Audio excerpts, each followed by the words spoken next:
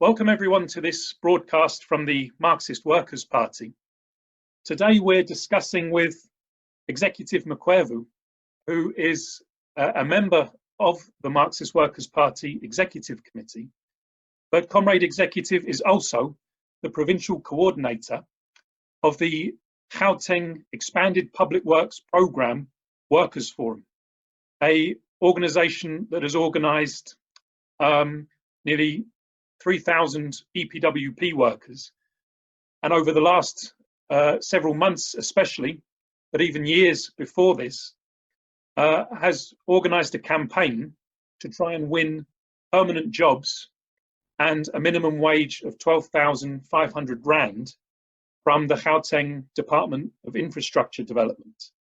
If anyone's not aware of what the EPWP programme is, it's an ANC government programme that in reality is a slave labour scheme where workers are not paid a wage but just a stipend of as little as 2,000 Rand per month, and in reality are used in the public sector as a form of cheap labour. Now the workers that Comrade Executive leads, following several months of an intense campaign which included a march and sleepover at union buildings and a sleepover at the Department of Infrastructure Development's own headquarters, the workers were dismissed just days into the lockdown as a result of the pandemic. But yesterday, the workers returned to the streets. So, Comrade Executive, let's begin with the events of yesterday. The EPWP workers mobilised. Can you explain to us what happened yesterday? Thank you very much, Commissioner.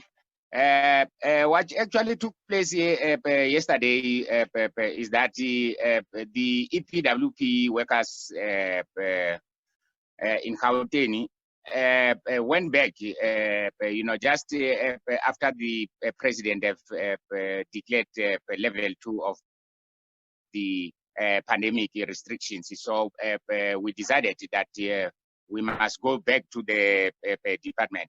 So we went there, and then what happened was not very good with regard to how we were actually treated by the police force, those that they call POPs, which simply means translated to public order policy. So they wanted to harass us from our assembly point because they wanted to prevent us to go to the department. So they even manhandled me, put me in the van, and say they want to arrest me for that I broke the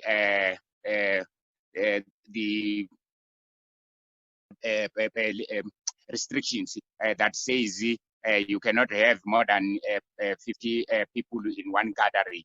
And number 2 is that I didn't apply for that march. The public order policing that were sent there, they were not from here, they were from Mpumalanga. They ordered them from Mpumalanga to come and then disrupt us there. Their aim was to manhandle me personally, clandestine way, so that they can actually get rid of us. That is the information that we get later on. So I tell them that, look, if you arrest me, you must have a genuine,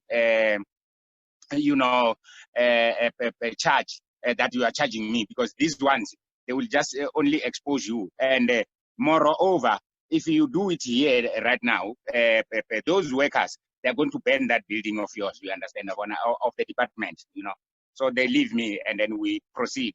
When we get to the department, we find that the department demarcated the entrance with a red tape.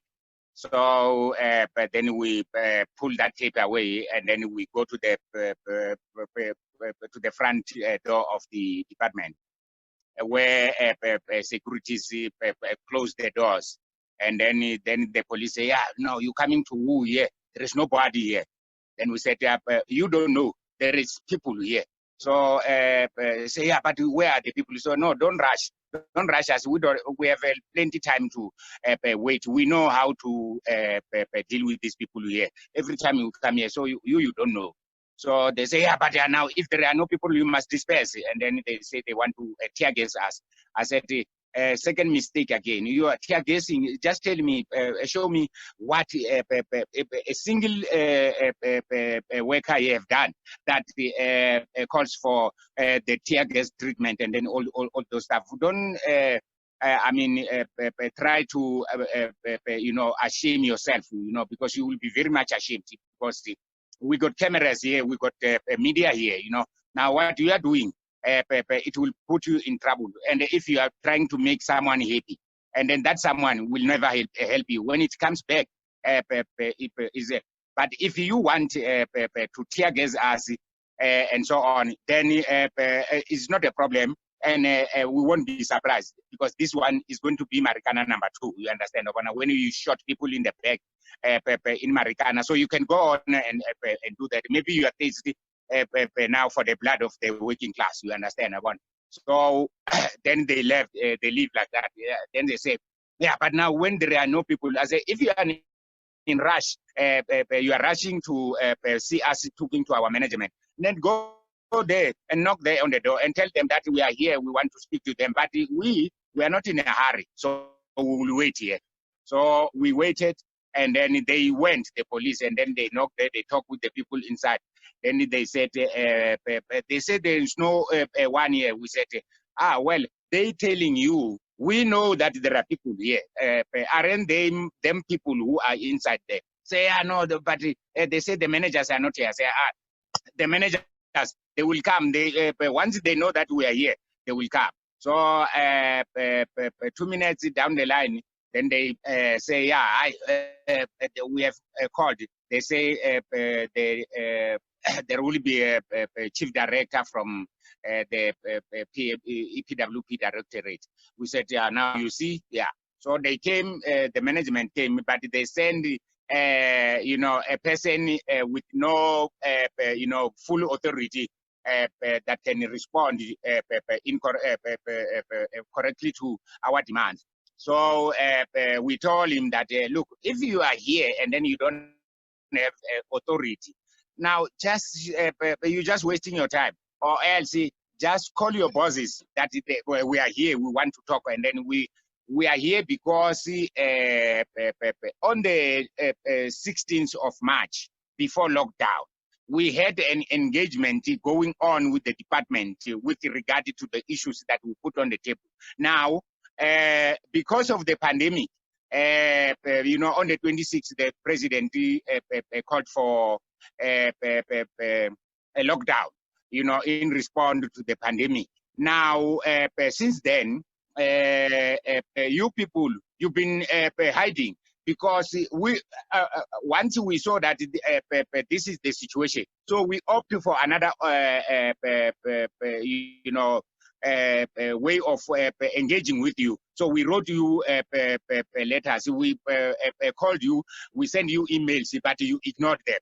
Now we are on level 2. Now we are here because what brings us here is because for 5 months we didn't get paid. But the president said that nobody who's got a contract that is still existing on the 27th of March, those contracts must not be terminated and so on, and the pays must not be tampered with. But you, the DID, you did that. So we were at home, and then we are hungry. Our children are hungry. So we are here because during this period, we didn't get food parcels. They just bypass us because we are deemed as working people. Now, because of your negligence, we don't even have a UIF where we will go and then claim. When we go to the relief grant, they tell us that we are employed under EPWP. Now you see what kind of miserable situation you have actually put us on. So that is why we are here, and that is why we are so many of us, because all these stomachs and others that depends on us are also hungry. So we want engagement now, not watch what. So they considered, and then the man went inside, and then he talked. I don't know what they talked there inside. When he comes back, he says, "Yeah, the management are ready. The department is ready." It's saying that let's they understand that we didn't finish that engagement, but now we are asking for 7 days. That means between now and the next Wednesday, so that we can engage with you and deal with the what's called. So we had an agreement already that is existing. Thanks, Exec. I think it's worth for our viewers and listeners underlining some of the points that you've made in that explanation, because it's fine for the president to come on the TV every 2 or 3 weeks, address the nation with fine words, but the experience of workers like yourself and the EPWP workers on the ground shows that all of those words are complete hypocrisy. Like you explained, the President Ramaphosa said that no one should lose their job under lockdown, and an ANC-run department cancelled the contracts of you and your 3,000 fellow workers days into the lockdown. They're promising that no one will go hungry, no one will starve, but you have not been able to access the food parcels or the social relief of distress grant. And then we're told that the lockdown itself and the regulations are to protect the health of ordinary people. But the practical consequence on the ground of those regulations is to suppress workers' struggle. Because what you've described is that the president, the employers have forced thousands of workers into a situation where they're starving, empty bellies, as you said. But then when you go and protest, the police tell you that you're not allowed to protest because you can't have gatherings of more than 50. So you see that the lockdown for the capitalist class, for the politicians that defend capitalism, it plays a double role. It protects their system and is used as an excuse to suppress workers' struggle. And I think it's important to underline that for everyone listening to this. But I must say, Comrade Executive, as always, yourself and the workers have shown complete defiance. Your struggles will not be suppressed. So just to finish the account of what happened then. So the management came out and they've agreed to a meeting in 7 days. I think that's next Tuesday. What are you hoping is going to come from that meeting on Tuesday? I'm not expecting anything positive, from them, with regard to our demands, because my experience with them tells me that they don't regard us as anything. You understand? What they want to do is to keep on recycling these workers, as we have said that.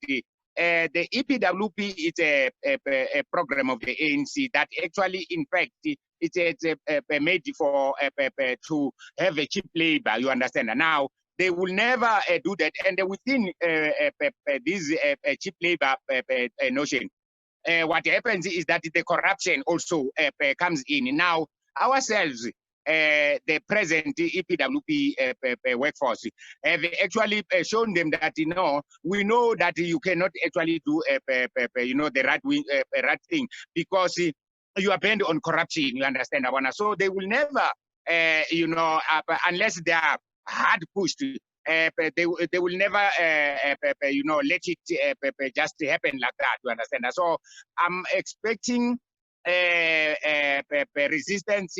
In a moderate way, they will come up with,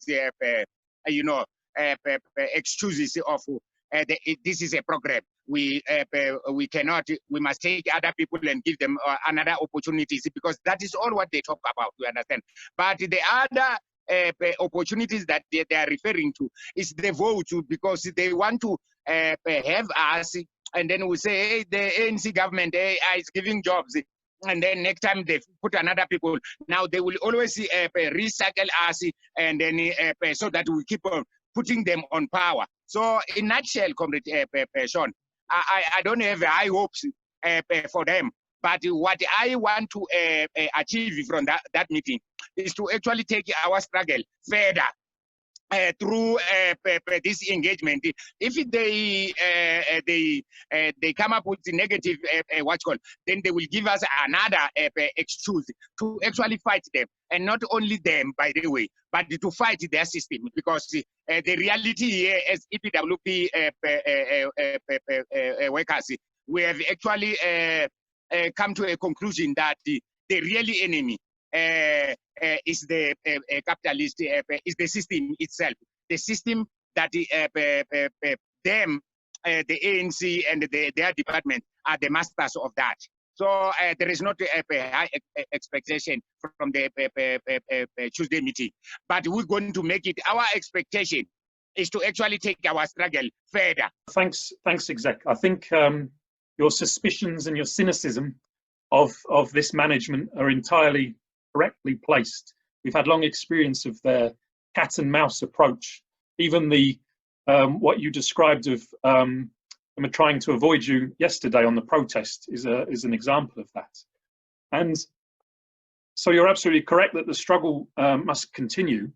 So maybe we could just finish the interview by examining this question of broader workers' unity, because the EPWP workers fighting alone, well, will continue, and the struggle may achieve concessions.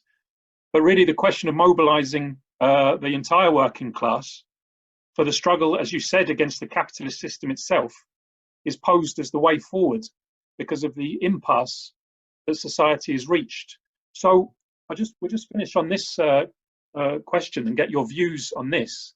Now, the EPWP workers, we know that they've joined NUPSO, the National Union of Public Sector and Allied Workers. And of course, NUPSO is an affiliate of SAFTU, South African Federation of Trade Unions. And SAFTU has its NEC meeting starting next week on the 25th of August. The MWP has produced an open letter.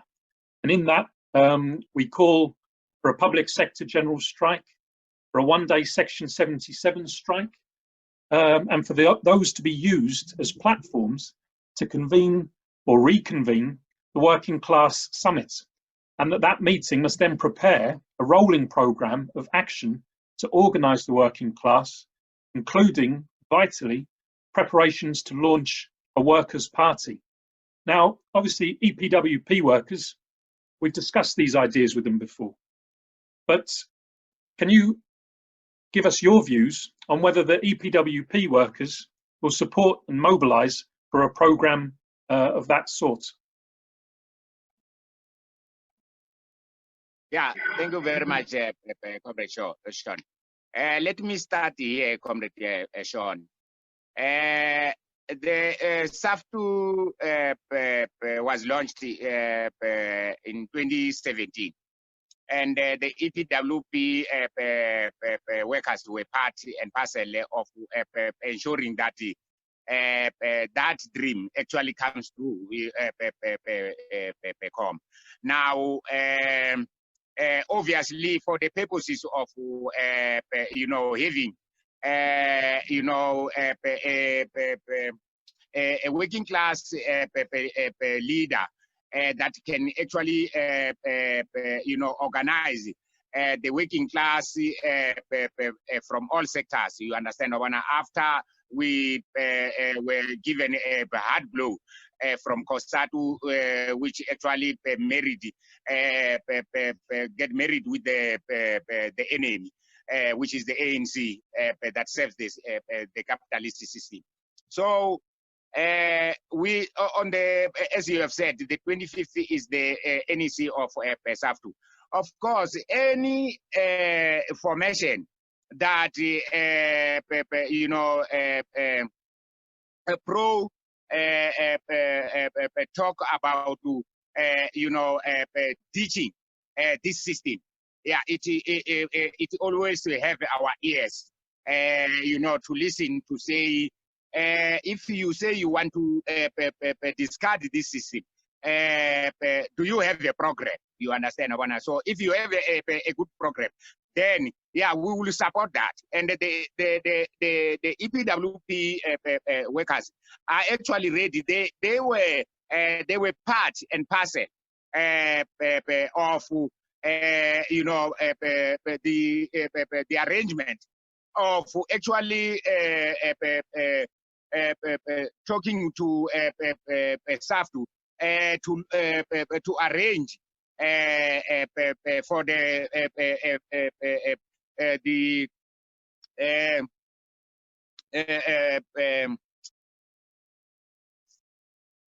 Working Class Summit? For the for the summit, you know. So we were part and parcel of that. So at the moment, we find it very difficult, you understand, to swallow this, because now we thought that SAFTU have actually abandoned, you know, the resolution that were reached at that summit, you know, in 2018. So we will be very much happy for the reviewing or revisit to that summit resolution, because we got much interest in one of those resolutions that talks about a political home for the working class of this country, which is the formation for a workers party, you know. So yes, we support that fully, and then we think that the 2050 are very far away. But let me also share with you that the leadership of the, you know, part of the leadership of the SAFTU, because they recognize us so well, they also have, you know, invited us just before that the 2050 meeting to talk, to engage with them on the program going forward, which includes also how do we mobilize and coordinate, you know, our forces in the direction of actually making this dream of a workers' party becomes a reality. So yeah, we support that fully, and we are part and parcel in all aspects. That's excellent. Thanks, Comrade Executive. And that's excellent news that workers like yourself are being included in the preparation to discuss the program, because without the workers on the ground, anything cooked up in the boardrooms will not be as effective. So we'll finish the interview there. I think we'll return to discuss this again very soon. We've got the meeting with the DID management next Tuesday. There's the preparatory meeting that yourself and the forum have been invited to ahead of SAFTU's NEC, and then SAFTU's NEC on the 25th itself. So we'll return to discuss the outcome of all of those issues in a future broadcast.